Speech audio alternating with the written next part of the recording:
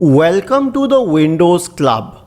If you wish to find where a program is installed on your Windows computer, then either read through this article on the Windows Club or simply watch this video. I'll guide you through the procedure.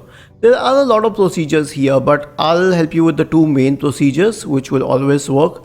Let's say that the application is OBS Studio. To check for its location, I'll right click on it, select Show More Options and select Properties. In case of Windows 10, all you need to do is right click and select Properties. The target is the file path, else you can go to the shortcut tab and also check for the start in one. Alternatively, search for OBS in the Windows search bar and you will find an option here which says Open File Location. Click on this and this will take you straight to the original file location.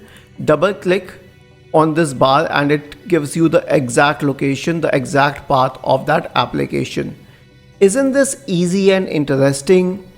If you have any doubts, please go to the original article on the Windows Club, scroll down to the comment section and write your query. We will surely answer to it. Do not forget to subscribe to the channel. Thank you for watching this video and have a nice day.